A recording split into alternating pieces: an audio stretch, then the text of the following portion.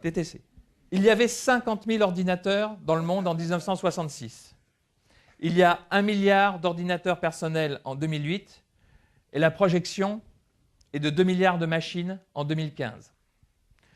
Selon le futurologue Ray Kurzweil, la puissance globale des technologies de l'information, donc ce n'est pas simplement la loi de Moore sur les microprocesseurs, c'est une loi qui comprend le processeur, le stockage, la bande passante, eh bien, cette puissance-là double chaque année à prix égal. En 10 ans, la puissance de l'informatique a été multipliée par 1000. En 20 ans, par 1 million. La loi de Kurzweil, démultipliée par l'effet de réseau de la loi Metcalfe, est aujourd'hui au service de chaque individu. Et qu'est-ce que peut un individu? On va commencer par un Chinois de Hong Kong, qui a pu tout seul envoyer 2 milliards 200 millions d'emails de spam en 21 mois avant de se faire arrêter par la police. Autre exemple, 2 entrepreneurs du net scandinave ont révolutionné les télécoms, c'est Zenström et Fritz, en inventant Skype, un logiciel grand public pour téléphoner avec son ordinateur. Autre exemple, frappant. Dans le seul domaine des sciences, on estime que l'essentiel des découvertes du XXe siècle a été fait seulement par 400 personnes. Elles pourraient toutes être dans la salle. C'est à peu près, grosso modo, le nombre des prix Nobel du siècle. On leur doit les progrès du nucléaire, de la biologie, de l'informatique, des télécoms. Et je salue Tim Berners-Lee, l'inventeur du web. Ces scientifiques ont souvent travaillé à leur début sans moyens, isolés, rejetés par les conservatismes du moment. Imaginez qu'ils aient eu à la disposition les machines et le réseau Internet pour se faire connaître et échanger. La mise en réseau des talents et des inventeurs actuels, quel que soit leur âge, leur formation, leur sexe ou leur origine, va accélérer notre siècle comme jamais. Il y a déjà eu une révolution émancipatrice d'une telle magnitude. C'était jadis, avec l'imprimerie, doublée de l'alphabétisation de masse. 6e enseignement. Avec Internet, le code devient média.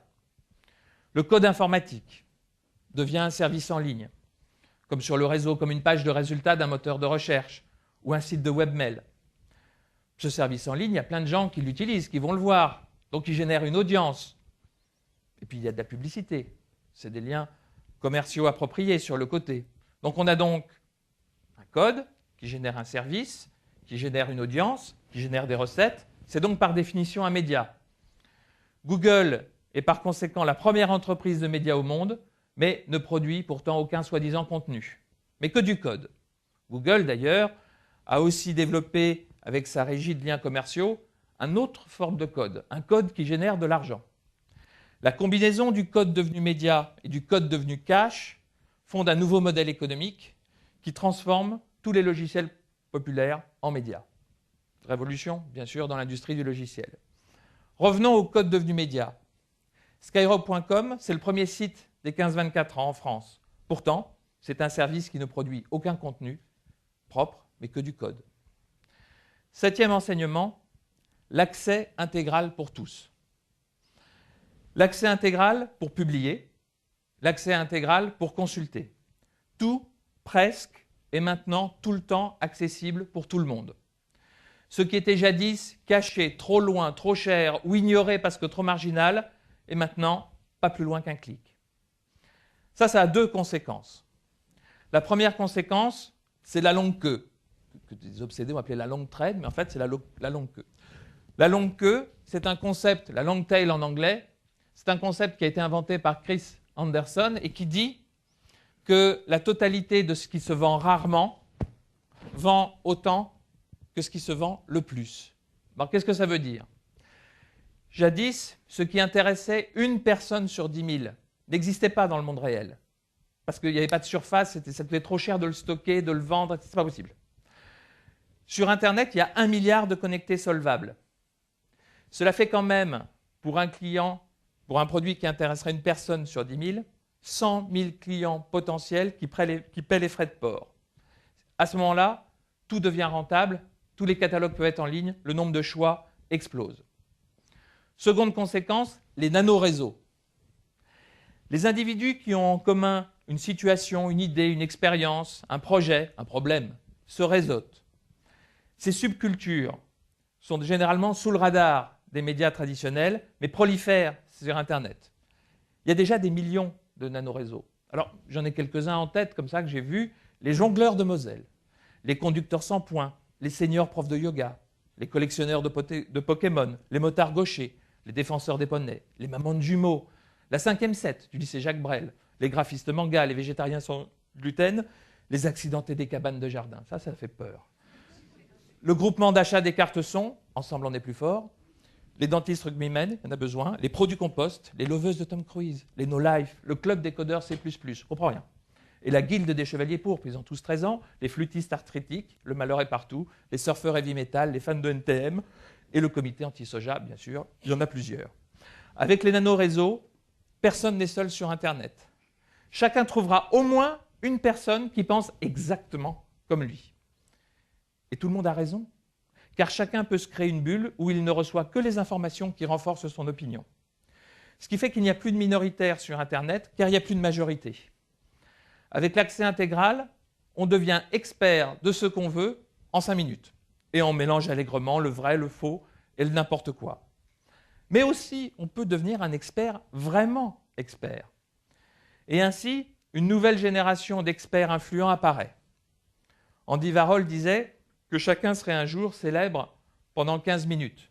Aujourd'hui, sur le réseau, chacun peut être célèbre pour 15 personnes. Cette expertise est contrebalancée par un autre critère, la confiance. En qui ai-je le plus spontanément confiance? En celui qui me ressemble. Et c'est avec lui que je me réseaute.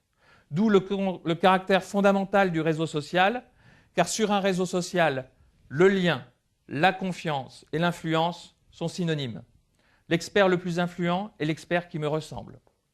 Ces nouveaux experts sont décisifs pour le petit nombre ou pour le grand nombre. Certains blogs aux États-Unis se classent parmi les premiers sites de médias traditionnels. Il y a 2000 ans, Socrate déclarait que le livre supprimerait la capacité de raisonner. Il croyait au débat, au dialogue. Le réseau, c'est le retour de Socrate. Il y a plus d'informations disponibles que nous ne pourrons jamais savoir.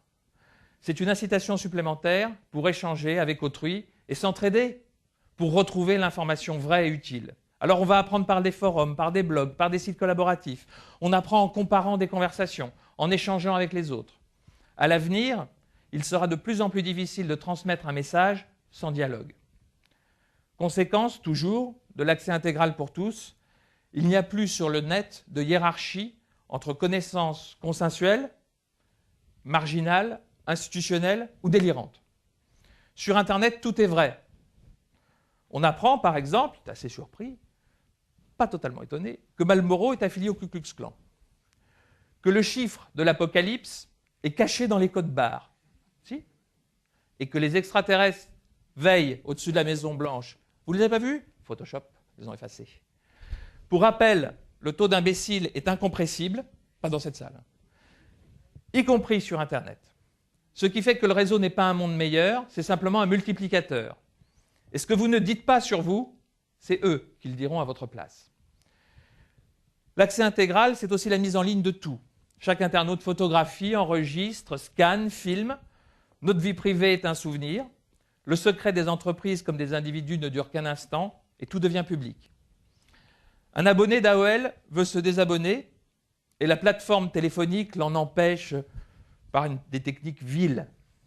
La conversation est enregistrée par ses soins, diffusée en ligne, et a tellement de succès qu'elle conduit l'abonné au journal télévisé. Un client de Dell fait la saga de son expérience du service alors désastreux de Dell. Tellement de gens ont vécu cette même expérience pénible qui pointent leur propre site vers ce site-là. Et il y a soudain plus de liens qui pointent vers dellsucks.com que vers dell.com. L'Internet mécontent se retrouve à la une du New York Times parce qu'il venait en fait de montrer qu'un individu pouvait être devant le site officiel. Un internaute a démontré que l'antivol kryptonite s'ouvre avec un stylo bille et la marque, après avoir nié les faits, a dû rappeler des centaines de milliers d'antivols.